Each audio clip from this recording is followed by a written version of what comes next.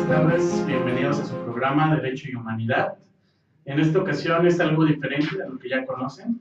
Tenemos el gusto de entrevistar al decano de Derecho, al doctor Marco Antonio López Galicia.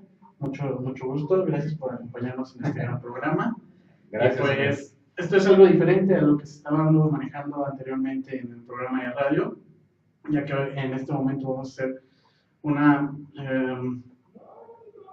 autobiografía de usted, en este caso. Algo muy diferente a lo que anteriormente se veía con algún tema en específico de derecho. Esto es diferente por el aspecto de que es el último programa de Derecho y Humanidad y esperemos que les guste a la gente.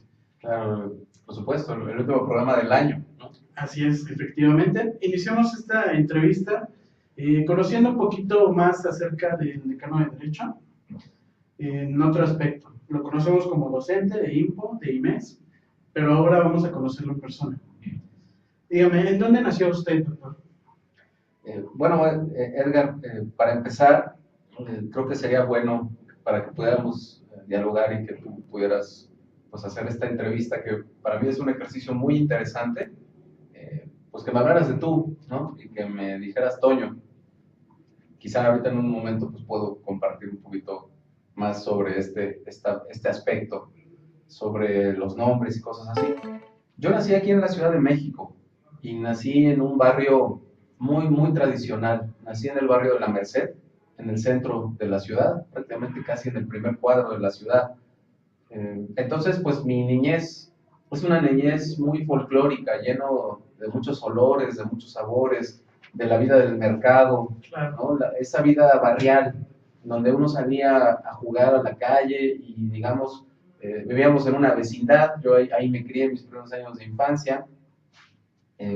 Estaba mi madre y mi padre trabajaban todo el día, estaba con mis hermanos y estaba con mis amigos, y entonces prácticamente mi vida era jugar, la calle, la vecindad, salir al mercado y pues ser conocido y ubicado por la gente del barrio, ¿no? Esa Merced, ese barrio de la Merced donde yo pasé mis primeros años de infancia es algo que nunca me ha abandonado. Claro, ¿cómo es que lo conocían en el barrio? Me decían Toño, así, Toñito, me decían.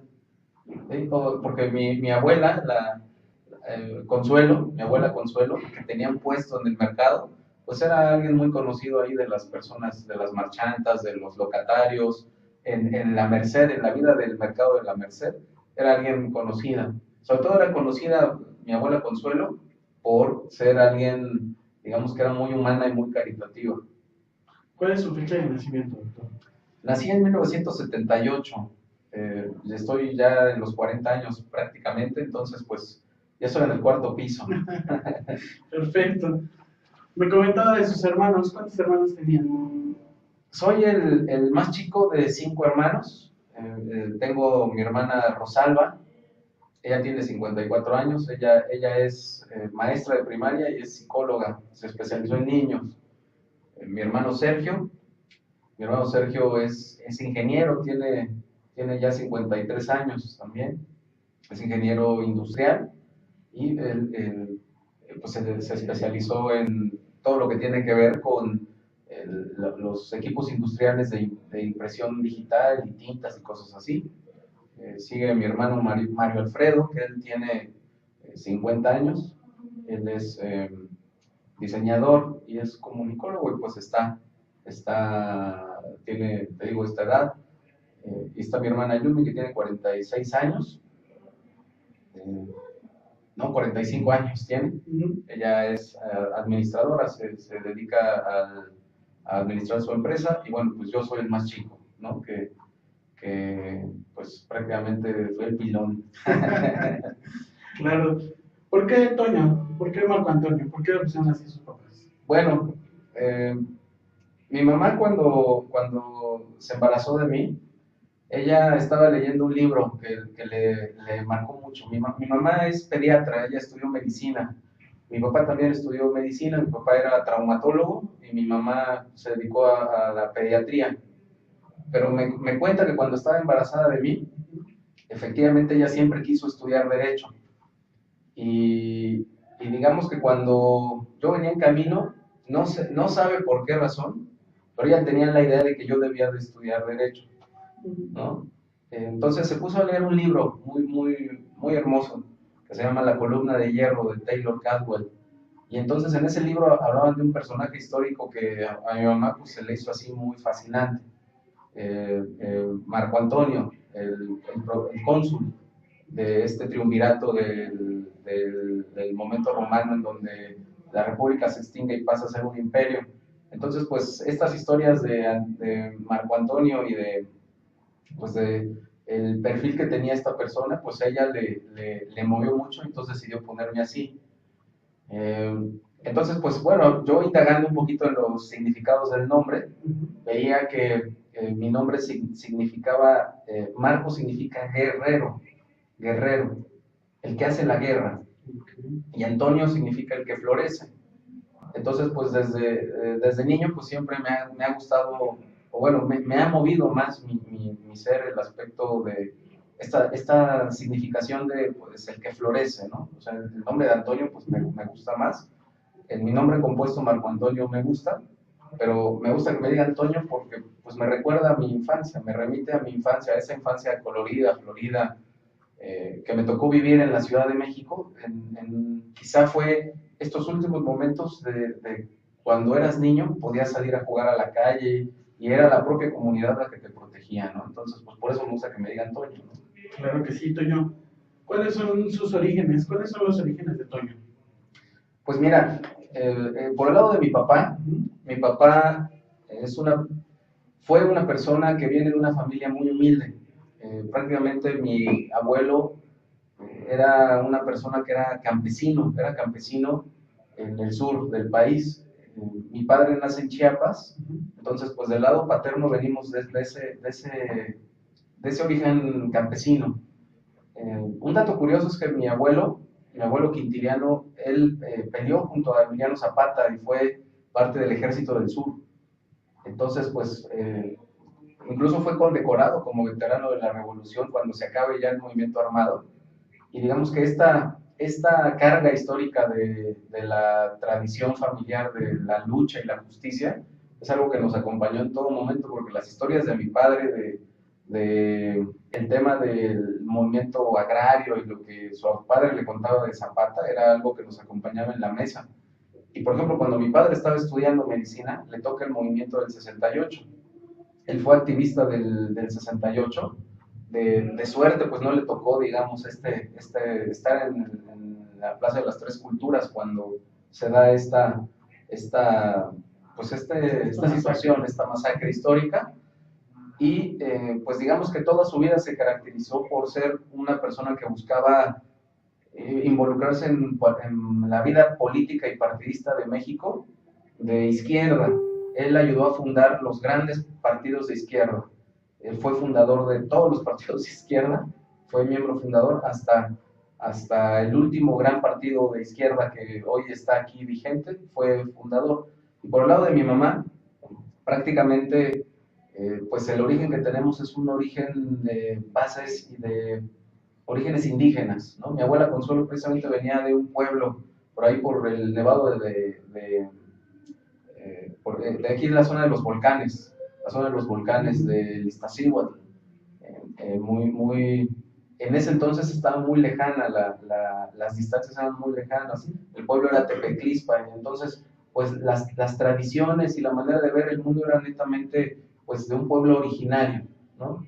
De un pueblo originario, y pues digamos que es ese origen familiar el que nos educa, la visión de mi padre y de mi madre fue la educación, tiene que ser la base para su proyecto de vida de nuestros hijos. Entonces, toda la educación, todo en mi casa giraba en la educación, y sobre todo una educación basada en valores cristianos, porque todos mis hermanos y mis hermanas fuimos a escuelas católicas y cristianas con los maristas, con los jesuitas. Nuestra formación fue marista, fue jesuita de todos nosotros, y pues el origen es ese, ¿no? Un origen social, un origen de identificación de lo indígena, de lo mexicano, con esta base pues de formación religiosa. Claro. En un momento más vamos a platicar acerca de esta guitarra que tenemos aquí, Toño. Claro, Pero sí. antes de eso, vamos a ir a un corte. ¿Te parece bien? Claro que sí. Regresamos a su programa Derecho y Humanidad.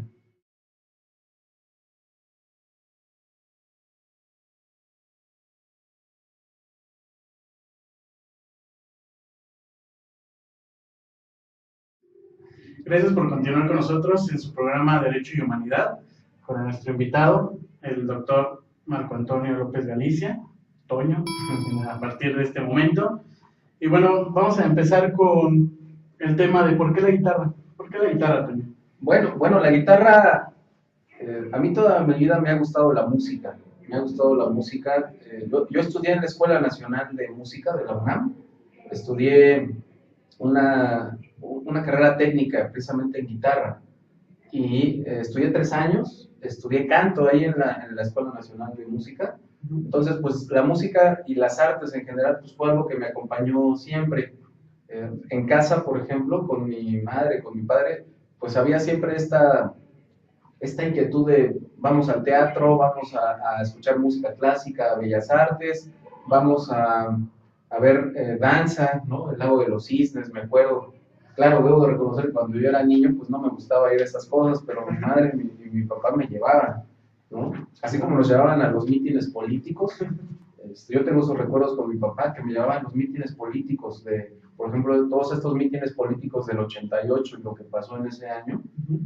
Pues así también mi mamá me llevaba a Bellas Artes y me llevaba a todos estos lugares a escuchar música clásica.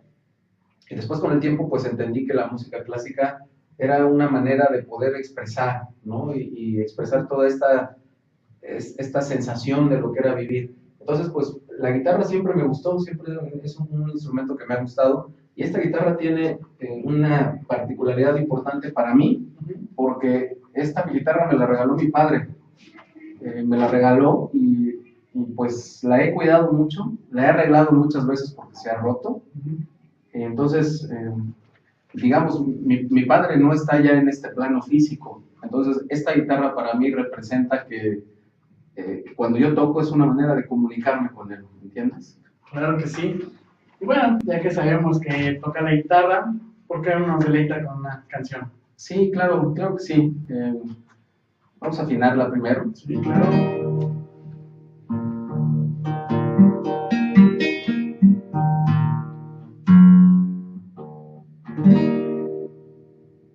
Bueno, parece que está todo bien en el sonido. Y la canción que voy a tocar, que quiero compartir con la gente y contigo, es una canción de un autor que se llama Luis Alberto Spinetta. Es Plegaria para un niño dormido. Esta canción particularmente es muy significativa en Argentina porque pues está hecha en el contexto de la dictadura argentina y toda esta desaparición de niños que se dio en los años 80 con esta dictadura militar. Quizá nosotros deberíamos aprender de ese ejemplo sudamericano, ahora que se está debatiendo en el Senado la Ley de Seguridad Interior y lo que implica una militarización. Pero a mí me recuerda todavía algo más profundo, ¿no? Esta canción, pues, me recuerda a los seres queridos que tengo allí en Argentina, que pues que si me están escuchando, espero que les guste. Saludos hasta allá.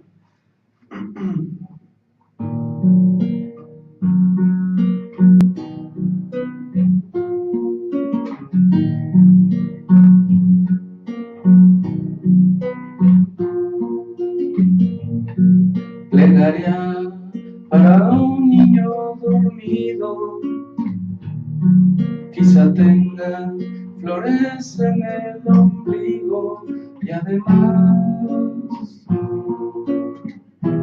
esos dedos que se vuelven pan.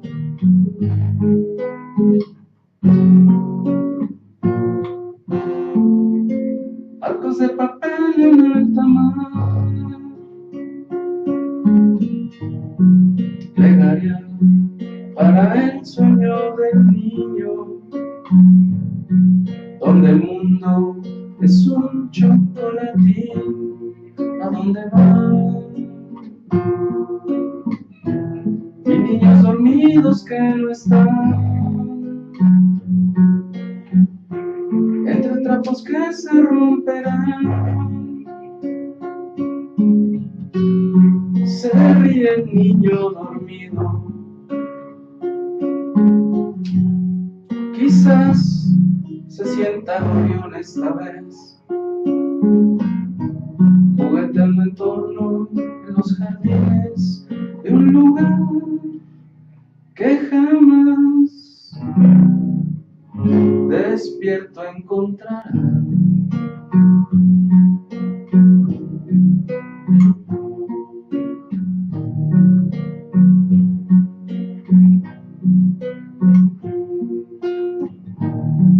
Que nadie despierte al niño, déjenlo que siga soñando felicidad. Entre trapos que se romperán, alejándose de todo mal, se ríe el niño dormido. Quizás se sienta gorrión esta vez, jugando tranquilo en los jardines de un lugar que jamás despierto encontrará.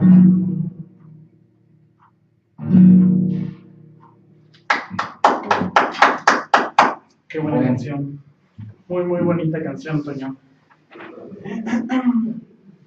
Esta canción nos comentabas que era para tus amigos, Seres queridos. Seres queridos. Viví un tiempo en Argentina y ahí en Argentina pues tengo historia, tengo raíces. Claro que sí. Tenemos unos comentarios. Dice Pamela Galván, es increíble que una persona tenga tantos talentos. Felicidades al doctor por tantos talentos y por su humanidad. Encantada de conocer parte de su vida. Excelente programa, siga adelante. Muchas gracias, Pamela Galván. Tenemos otro comentario de Carlos Martínez, que dice, me encantó su voz, profesor, y la canción muy emotiva. Felicidades, conocer una parte diferente de usted. Pues bueno, gracias. ¿Qué más? Vamos a continuar con esta autobiografía. Iniciamos con cuáles son las vivencias de Toño en este caso en la adolescencia. Pues bueno, yo era un adolescente muy inquieto, pues crecí con toda esta tradición histórica de la justicia social, de mejorar el mundo, tenía esta formación religiosa muy marcada. Mi papá era ortodoxo, así que pues la religión ortodoxa y la religión católica por parte de mi mamá pues fueron ejes de nuestra vida. Pero pues mi adolescencia fue una adolescencia muy feliz. Yo era un joven muy inquieto, me gustaba el teatro, me gustaba la música, era muy noviero, entonces pues eso siempre fue algo que en la adolescencia todo el tiempo andaba con novia. Me gustaba estar en las estudiantinas del Colegio México, que fue donde yo hice mi secundaria. En la preparatoria, digamos, me gustaba el deporte, ¿no? Jugaba fútbol americano, y también pues combinaba con estos aspectos de la música, de estudiar. Me gustaba mucho ir a las casas de cultura. Así que yo disfruté la Ciudad de México siendo adolescente, pero de una forma increíble, ¿no? Y pues al ser el último de mis hermanos, digamos, pues ya me tocaron mis papás ya grandes, un poquito más grandes, entonces pues prácticamente yo me autogobernaba, ¿no? Entonces muchas vivencias padres las pude lograr gracias a mi iniciativa, pero también muchos errores pues fueron resultado de no escuchar a los consejos de mis padres o de mis hermanos, y bueno, pues eso caracterizó mi adolescencia. ¿Algún recuerdo significativo en este caso la adolescencia, la infancia? Pues mira, en la infancia recuerdo mucho las comidas familiares, ¿no? Las comidas familiares donde se hablaba de todos los temas con mi mamá y con mi papá y con mis hermanos, y sobre todo con los tíos que venían a la casa. Después de estar en la Merced nos cambiamos muy cerca ahí a la colonia Jardín Balbuena, y vivíamos en una casa pequeña, entonces era un espacio muy cálido. Y en la adolescencia, pues lo que recuerdo así significativamente es estos pasos que empecé a dar para involucrarme con lo que fue el movimiento zapatista. Yo como adolescente de izquierda, alguien pues, que se declaraba antisistema y que buscaba cambiar el mundo, pues con todo este ímpetu de joven, adolescente, y que me llevó a estar participando en este movimiento de una manera quizá muy sencilla, pero estaba ahí en el movimiento zapatista. Y ahora en la actualidad, ya como adulto, ¿algún recuerdo que digas, este es un buen recuerdo? Pues por ejemplo, cuando nació mi hija Dana, hace un par de meses, es algo que todavía traigo aquí porque yo la recibí, la tuve en mis brazos al primer momento de nacer y la cargué, la abracé, me empapé de su esencia y pues esa niña es un regalo de Dios ahora a mi matrimonio, ¿no? Entonces está aquí mi niña presente. ¿Casado actualmente? Sí, casado, estoy casado con una mujer maravillosa con quien hemos hecho una familia hermosa, me ha comprendido, me ha dado a Dana y pues juntos hemos intentado hacer una familia y estamos construyendo una vida. ¿Cuántos hijos tienes, Toño? Con mi actual matrimonio tengo una. Y yo vivía en Argentina y bueno, tuve un matrimonio previo, pues ahí tuve familia. Correcto. Vamos, si quieres, a leer algunos comentarios que nos están llegando. Arelis Camacho dice, gracias Toño por compartir tu historia de vida. Conociendo la biografía de una persona, logramos comprender parte de su personalidad. Vanessa Delgado Campillo menciona, más allá de un excelente profesor, un grandioso ser humano. Y por último tenemos a Jessica Lugo, y le menciona, profesor, es muy bueno cantando y su canción me gustó mucho, la letra es inspiradora. Dianita Lugo nos menciona, es un profesor excelente, gracias por compartir su historia con nosotros. Mandamos saludos a todos los que nos siguen por Facebook. Saludos. Y por último, tenemos a Wendy Toquero, que menciona, felicidades doctor, quería hacerle una pregunta, ¿qué perspectiva tiene de los partidos de izquierda actualmente? Vaya, pues qué preguntas, ¿verdad? Pues si tuviera mi padre diría que toda la perspectiva posible está en la izquierda, ¿no? Eso es lo que diría. Al ser fundador de todos estos partidos importantes, yo tenía otra experiencia. Mi perspectiva es que hoy, más que los partidos políticos, el futuro de México y del país como tal está en los ciudadanos. Y que somos ahora los ciudadanos los que tenemos en nuestras manos esta oportunidad. Y que tenemos que repensar nuevamente todos los partidos políticos. Perfecto. Vamos a ir a un corte comercial. Vamos a regresar con una pregunta, la cual es, ¿cuáles son sus estudios? ¿Ok? Regresamos.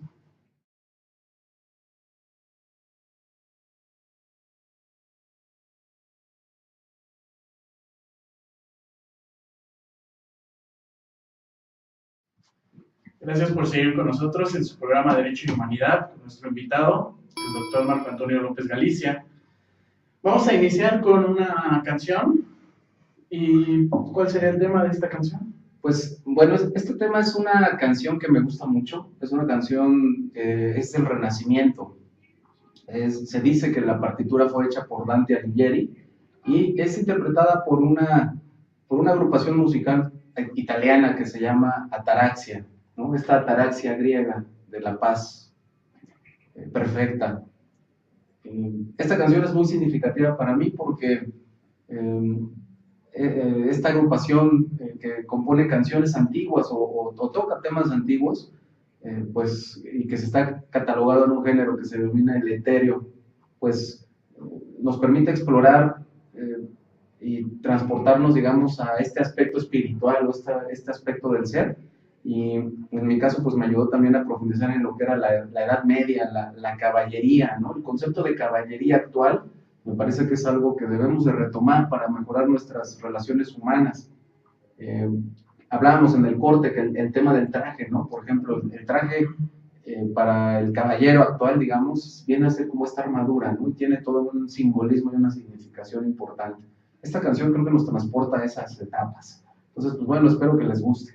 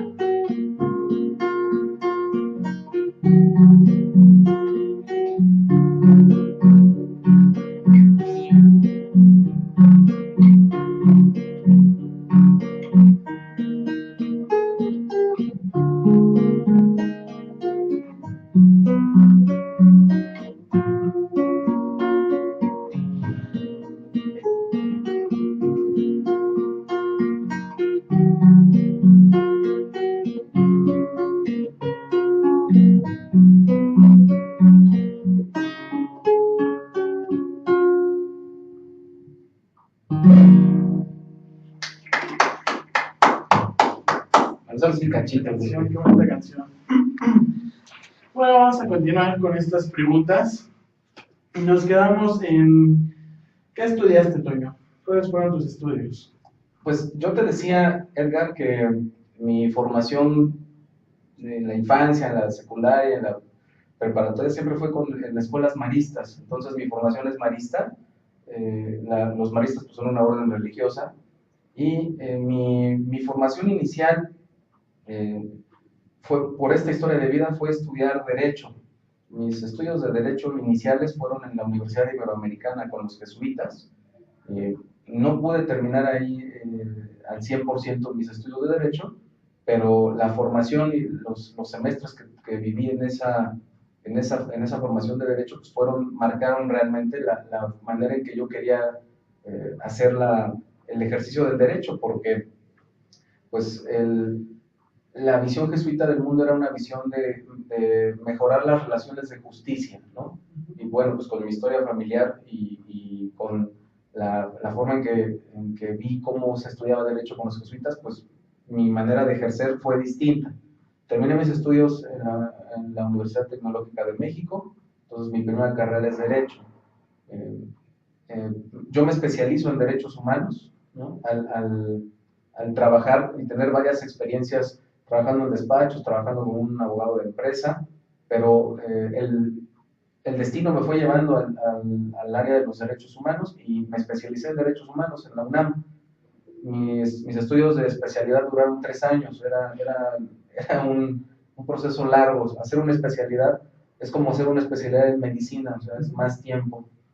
Después puedo hacer la maestría en Derecho, y bueno, es en ese proceso que conozco al Instituto Mexicano de Psicología, inicio a estudiar aquí Psicología, y pues Psicología es mi segunda carrera, y en ese proceso también yo me formo como yogaterapeuta. El yoga entra a mi vida, y entonces pues eso también es un cambio importante en mi formación, porque prácticamente a partir de ese momento toda la formación que yo realizo gira en torno a lo que es el yoguismo y la yogaterapia como un componente formador. Inicié el doctorado en tanatología y lo terminé. También aquí me doctoré como doctor en tanatología, y actualmente curso aquí la maestría en psicoterapia transpersonal. He buscado ir estudiando lo que es el derecho desde un enfoque de humanidades, y pues a la psicología con el enfoque de transpersonal integrativo, que es muy similar a lo que es el yoguismo. Correcto. En esta experiencia laboral que nos comentas, ¿cuál fue tu primer empleo? Mi primer empleo fue trabajar en un despacho como pasante, en un despacho en una firma de abogados, García y Schwartz, pues bueno, en ese momento era una firma fuerte y después empecé a trabajar con un familiar, ¿no? Como él me enseñó a proyectar sentencias porque era ella proyectista y doy, digamos, el salto a trabajar en el Tribunal Fiscal de la Federación, en el entonces Tribunal Fiscal de la Federación, hoy Tribunal de Justicia Administrativa, y pues esos fueron mis primeros trabajos. Después entro a trabajar en una empresa de publicidad en el área jurídica y en el área de recursos humanos.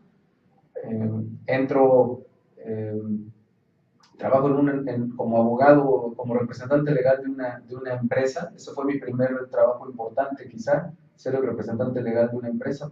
Fue un año, pero fue un año de muchos desafíos, porque prácticamente todo lo jurídico me tocaba a mí. Y en ese momento pues tengo una experiencia de vida compleja y esa experiencia me lleva también a iniciar a trabajar en los derechos humanos. Entonces, mi primer trabajo en derechos humanos fue en una organización que se llamaba Sin Fronteras, que trabajaba temas de migración.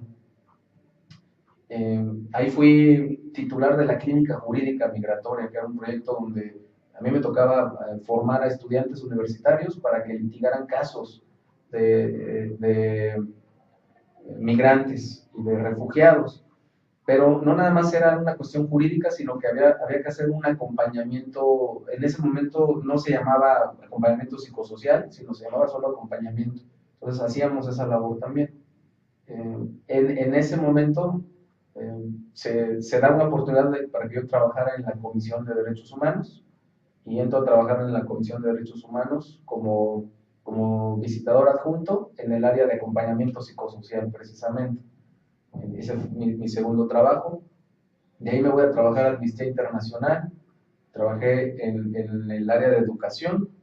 El área en donde yo trabajaba se independiza y se forma una organización aparte que solamente trabajaba en tema de refugiados, Casa Refugiados, que es mi siguiente empleo.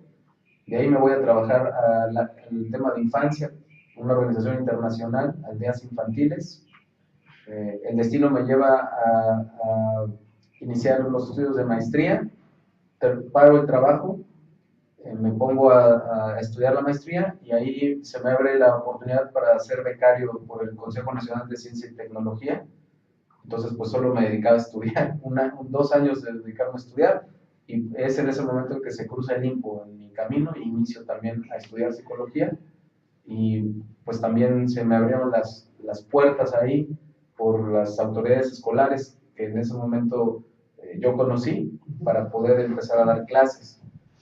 Después de eso me voy a trabajar al gobierno federal, me voy a trabajar al Fondo Nacional de Fomento al Turismo y mi siguiente parada es mi empleo actual, que es ser director de Casa de los Amigos, Centro Cuáquero de Paz y Entendimiento Internacional, que es una organización que promueve los derechos humanos, que ayuda a refugiados, pero que también tiene este componente espiritual, ¿no? Entonces, esas han sido mis experiencias. Claro. Cuando inició aquí en IMPO, ¿qué materias empezó a dar? ¿Derecho? Directamente. No. Cuando inicié yo en IMPO, pues no había, no estaba la carrera de Derecho. Yo inicié a dar Desarrollo Humano y Migración, en Trabajo Social y en Psicopedagogía.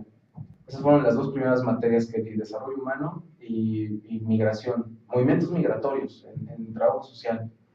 Entonces, pues empecé así, tuve esta oportunidad. Nuestras autoridades escolares pues siempre me dieron esa bienvenida y esa apertura. Y recuerdo en ese entonces, cuando yo inicié a estudiar aquí psicología, digamos que mi momento económico fue un momento difícil, entonces yo me puse a vender brownies y me dieron chance aquí en la escuela de poderlos poner en la tiendita en Tlalpan, ¿no? Que es, digamos, mi primer acercamiento con IMPO fue IMPO Tlalpan. Entonces, pues vendía los brownies y de los brownies pagaba la parte de la colegiatura en ese momento. Claro. Tenemos unos comentarios. Área de Muñoz dice, un buen programa, todo un placer conocer más del ser humano que es. Felicidades, doctor, y gracias por compartir historia de su vida y raíces con nosotros. Tenemos a Nati Chick. Maestro Antonio, ¿cómo fue crecer rodeado de arte? Y otra pregunta, ¿usted cree que el hecho de que sus padres lo hayan acercado al arte lo alejó de los vicios de la juventud? ¿En qué momento decidió que quería aprender a tocar guitarra? Ya, claro, pues yo creo que el arte sí cambia el mundo, porque la intención de mi mamá era ese, que yo tuviera otro horizonte. Y gracias a ese primer acercamiento que tuve de niño y de adolescente del arte, me pude vincular al teatro. Fui parte de una compañía de teatro. Entonces, digamos, en mi adolescencia y juventud, el teatro fue un eje transversal.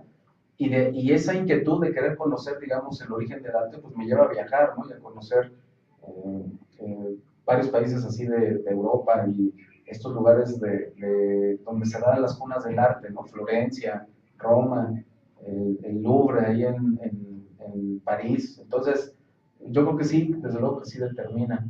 Y pues la guitarra fue el gusto del instrumento, ¿no? Yo creo que si todas las personas que nos están viendo, y con cualquiera que nos escuche, y rasca un poco en su interior, va a descubrir que siempre hay una afinidad con algún instrumento artístico. Muy bien.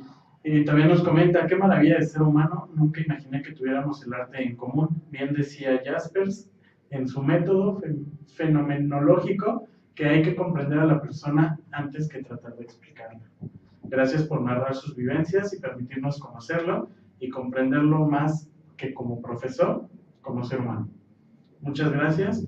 También tenemos un comentario de Marta Sainz. Menciona, felicidades, profesor. Qué bien toca la guitarra y me sorprende sus conocimientos musicales. Quisiera saber qué lo llevó a irse a vivir a Argentina. Pues el amor. Esa sería la respuesta. El amor le llevó hasta Argentina. Sí. Muy bien. Continuamos con esta historia de cuando usted llegó a IMPO. ¿Cómo me comenta que llegó a ser docente en Impotlalpan? Ahí es donde inicia su trayectoria como docente. Exactamente, me dieron la oportunidad de dar desarrollo humano por este aspecto de derechos humanos y de trabajar en la materia de movimientos migratorios por la experiencia de migración y del trato con refugiados que tuve hasta ese momento, que tenía.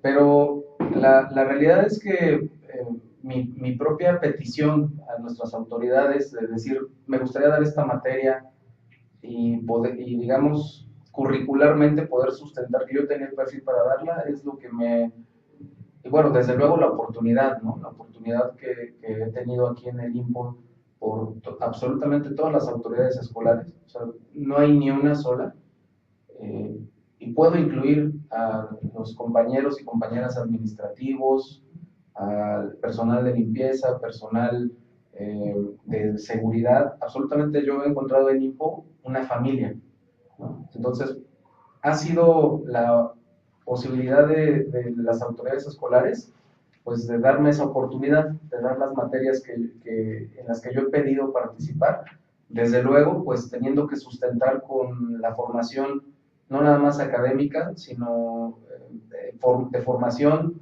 extracurricular y de formación, de experiencia laboral, pues que yo puedo dar esa materia, ¿no? Claro. Antes de continuar con estas preguntas, tenemos más comentarios y también si nos quiere deleitar con otra canción cuando finalice con ellos. RS Nancy menciona, es interesante conocer la parte humana de usted, profesor, que finalmente me lleva a motivarme para seguir en este camino. ¿Qué tan importante es la parte espiritual en el ser humano? Nos pregunta. Sí, pues mira, yo he llegado a descubrir en mi experiencia en el IMPO, en mi experiencia de vida y ahora en este momento en mi experiencia con el cuaquerismo, yo me podría definir religiosa y espiritualmente como un ser humano cuáquero, ortodoxo, católico, que la persona es una cosa y el ser humano es otra, y la parte espiritual está en el ser humano. Muy bien. Nos dice Mac Mau, Gracias por compartir sus vivencias y así descubrir al gran ser humano. ¿Por qué se inclina en especial a los migrantes? Pues porque el destino me puso ahí. El primer trabajo que fue trabajar en Sin Fronteras, en esta organización no gubernamental, me llegó, me puso ahí Dios. Pasaba yo por una situación difícil y entonces llegó ese trabajo y para mí fue una manera de hacer algo por el mundo. Y hoy, al día de hoy, pues el tema de la migración sigue siendo parte de mis líneas de trabajo. Muy bien. Jenny Maart nos comenta: gracias por compartir parte de su vida. Reafirmo mi idea que las experiencias de vida nos impulsan a crecer. Si no es así, fue en vano cruzar por ellas. Si nos pueden apoyar, gracias. Excelente profesor. Actualmente soy su alumna en la materia de filosofía existencialista. Muchas gracias. Y menciona, toca muy bien la guitarra. Fernanda Gámez, felicidades por sus logros, prof. Jessica Lugo nos comenta: profesor, esta forma de conocerlo más ha sido una buena experiencia, pues son como pequeñas cosas que no te imaginas. Interesante sobre que vivió en Argentina y que otro gusto más son las artes. Hemos finalizado con estos comentarios. No sé si quiera apoyarnos cantando alguna otra cosa. Pues me gustaría tocar algo así rapidísimo. Sí, claro que sí. Nos siguen llegando comentarios todavía. Ahora que nació mi hija, me he puesto a estudiar mucho las canciones infantiles. Y las rondas infantiles, por ejemplo, en la educación para la paz y derechos humanos, es algo muy importante que uno le cante a los niños, ¿no? Uno como padre o como educador que le cante a los niños. Entonces, todas las canciones de cuna son rondas infantiles. En Sudamérica, el tema de las rondas infantiles era algo que casi todas las familias hacen, y en México, digamos, hemos ido perdiendo esa tradición.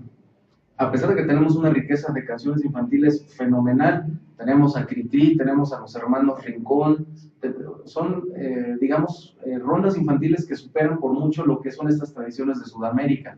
Sin embargo, hay una canción sudamericana que allá en el Cono Sur pues se toca mucho y se le canta mucho a los niños. La dio a conocer el gran compositor Atahualpa Yupanqui. Él cuenta que precisamente esta canción la conoció en esta frontera con Venezuela y Colombia, y era una canción que es anónima, es de todos, y que fue hecha por las personas de origen afro, ¿no? En donde esta canción, como toda canción de niños y de cuna, pues es un poco metafísica, te acerca a la tierra, pero también arroja muchas realidades de las injusticias que vive el mundo. Y esta canción se llama Duerme Negrito. Nada más que la ponemos como Duerme Negrita porque está dedicada a mi hija Dana. Claro que sí.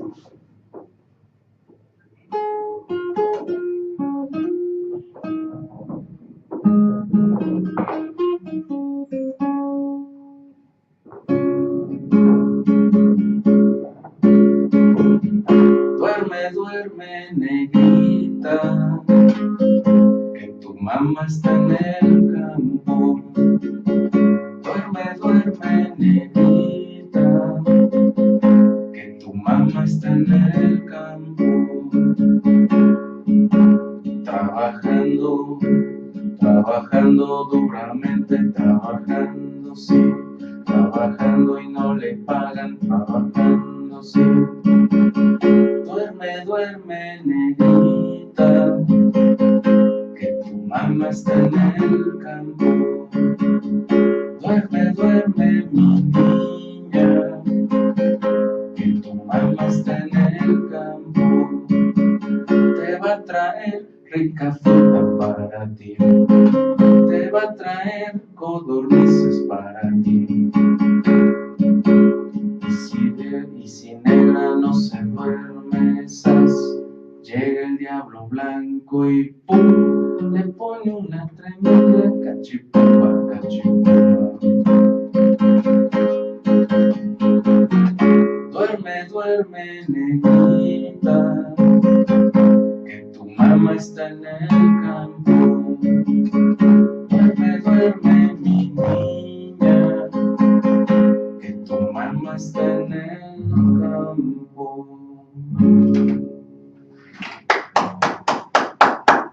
Fue dedicada para mi hija Dana.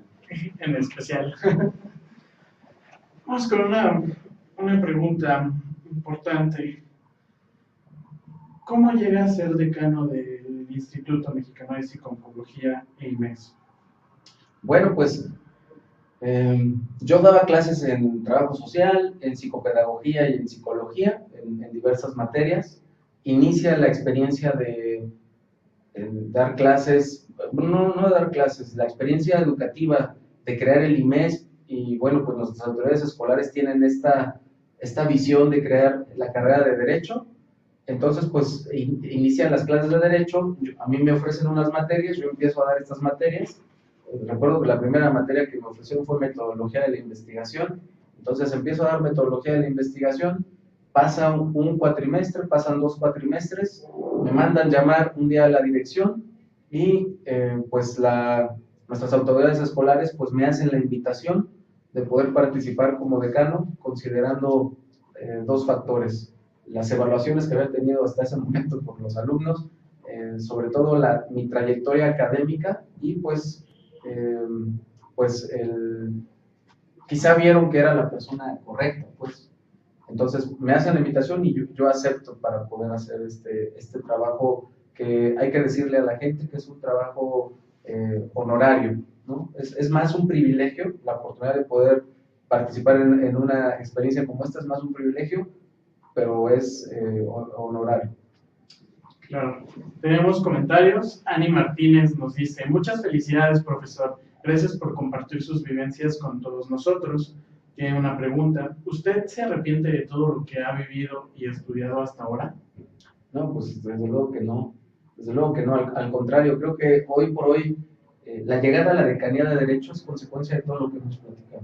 Claro. ¿Y cómo se siente al haber logrado todo lo que es ahora? Pues me siento contento. Ahí me gustaría retomar una frase de Albert Einstein, ¿no? Que decía: la felicidad es poder estar tranquilo, vivir tranquilo, estar aquí y ahora de manera sencilla y tranquila. No buscar constante y reiteradamente el éxito que nunca llegará. Muy bien, muchas gracias. Pues con esta frase cerramos este gran programa y este año con su programa de Derecho y Humanidad. Muchísimas gracias por estar con nosotros, Toño. Y pues unas disculpas, rápidamente vamos a leer comentarios. Nati Chick nos menciona: gracias por responder a mis preguntas, profesor. Concuerdo con usted en que el arte cambia vidas. Me encanta la manera en que ha relacionado el arte y la música y con sus otras carreras. Es cierto que hay gran variedad de canciones infantiles hermosas. Tiene unas preguntas que posteriormente se le van a poder contestar con mucho gusto. Patilu Prado nos menciona: ¿por qué considera que se han perdido los valores? Jocelyn Rivera Méndez nos dice: gracias, profesor, por compartir parte de sus vivencias. Y también tiene una pregunta: le gustaría saber cómo fue su primera experiencia laboral como docente. Y para cerrar con esto, ¿qué consejo les da a la gente que está en busca de una carrera? ¿Por qué elegir Derecho? Pues yo le diría a la gente que si su idea es hacer algo por el mundo, si su idea es obtener conocimientos que les permitan tener una mejor calidad de vida, si su idea es desarrollar un pensamiento científico y desarrollar una ética profesional y humana, si su idea es poder tener un oficio digno para poder darle a su familia lo que dignamente se merece, pues les aconsejaría que estudiaran Derecho. Muchísimas gracias. Les agradecemos que nos hayan acompañado en este último programa de Derecho y Humanidad. Nos estaríamos viendo el próximo año con temas nuevos, con nuevos invitados. Le agradezco por habernos acompañado. Muchísimas gracias por compartir sus vivencias, su vida con nosotros. Al contrario, Edgar, gracias por apoyarme en este proyecto, y pues una felicitación para el IMPU por tener colaboradores tan excelentes y estudiantes tan buenos. Muchísimas gracias. Hasta la próxima.